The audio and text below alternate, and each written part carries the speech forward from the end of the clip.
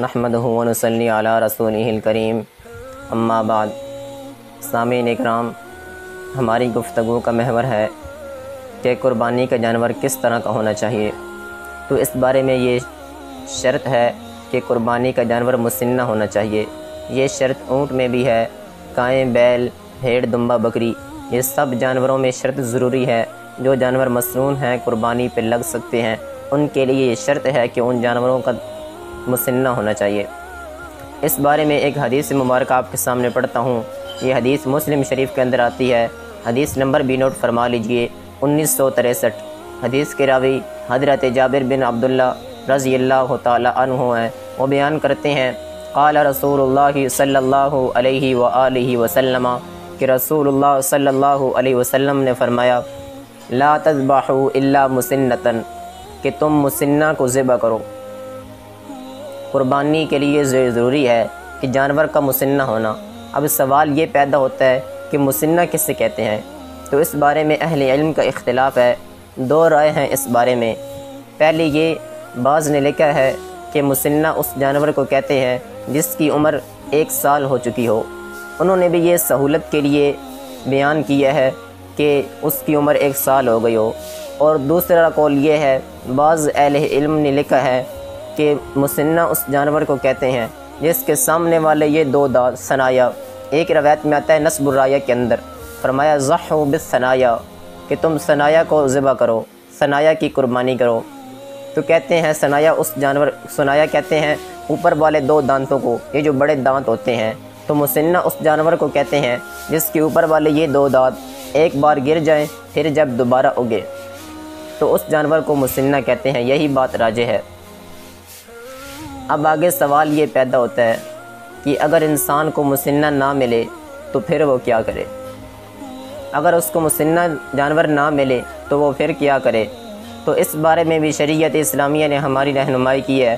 یہ جو حدیث مبارکہ میں نے آپ کے سامنے پڑھی ہے مسلم شریف کی 1963، اسی حدیث کے اگلے الفاظ ہیں، رسول اللہ صلی اللہ علیہ وسلم فرماتے ہیں، الا ان یعصر علیکم فتذبحوا جذعۃ من الضأن، کہ اگر تنگی کی صورت میں انسان کو دوندہ جانور نہ مل رہا ہو۔ اب تنگی کی 2 صورتیں ہو سکتی ہیں۔ حافظ زبیر علی زئی رحمہ اللہ تعالیٰ نے اپنی کتاب کے اندر لکھی ہیں کہ تنگی کی 2 صورتیں ہو سکتی ہیں۔ ایک تو یہ کہ انسان کے پاس پیسے تو ہوں لیکن جو دوندہ جانور ہے وہ اسے نہ مل رہا ہو، منڈیوں میں ختم ہو جائیں، وہ پوری کوشش کرے، کوشش کے باوجود اگر اس کو دوندہ جانور نہیں ملتا تو پھر شریعت اسلامیہ نے یہ رخصت دی ہے، اس کے لیے رخصت ہے کہ وہ جذعۃ من الضأن کی قربانی کر سکتا ہے۔ اور دوسری تنگی کی یہ صورت ہو سکتی ہے کہ آدمی کے پاس پیسے نہ ہوں، اتنے پیسے نہ ہوں کہ وہ دوندے جانور کو خرید سکے، کیونکہ دوندہ جانور تھوڑی سی اس کی قیمت زیادہ ہوتی ہے۔ اگر اس کے پاس اتنی استطاعت نہیں ہے، وہ دوندہ جانور کو نہیں خرید سکتا، تو شریعت اسلامیہ نے اس کے لیے بھی رخصت دی ہے کہ وہ جذعۃ من الضأن کی قربانی دے سکتا ہے۔ تو یہ 2 صورتیں ہیں، فتذبحوا جذعۃ من الضأن۔ تو یہ جو جزع ہے یہ خاص ہے بھیڑ کے ساتھ۔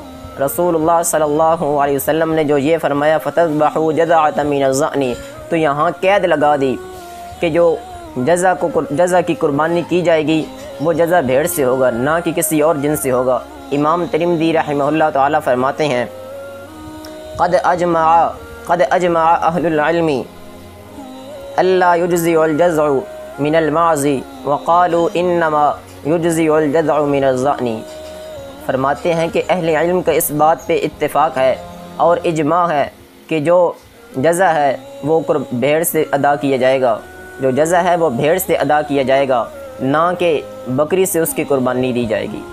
تو بکری کا جزع، بکری سے جو جزع ہے اس کی قربانی جائز نہیں ہے، قربانی جائز ہے بھیڑ کی جزع کی۔ تو آپ نے یہ سن لیا کہ مسنہ کس سے کہتے ہیں؟ جس کے سامنے والے 2 دانت ایک بار گر جائیں پھر دوبارہ اگ آئیں۔ تو آپ کو جزع کے بارے میں بھی پتہ چل گیا۔ تو انشاءاللہ ہم اگلی ویڈیو میں اور قربانی کے جو دیگر مسائل ہیں وہ بیان کریں گے، تھوڑے کر کے انشاءاللہ ترتیب کے ساتھ۔ تو آپ سب احباب سے یہ گزارش ہے کہ آپ ہماری ویڈیو کو زیادہ سے زیادہ لائک کریں، شیئر کریں، دوسرے مسلمان بھائیوں تک بھی ان قربانی کے مسائل کو پہنچائیں تاکہ ان کا بھی فائدہ ہو سکے اور آپ ہمارے جو یہ چینل ہے یوٹیوب اسلامک ایجوکیشن، اس کو بھی سبسکرائب کر دیں، اور ساتھ جو گھنٹی لگی ہوتی ہے اس کو دبا کے آل کے اوپر کلک کر دیں، تاکہ ہماری ہر آنے والی نئی ویڈیو آپ تک پہنچ سکے۔ تو آپ سب احباب سے یہی گزارش ہے کہ ہماری ویڈیو کو زیادہ سے زیادہ شیئر کریں۔ انشاءاللہ اگلی ویڈیو میں ملاقات ہوگی۔ السلام علیکم۔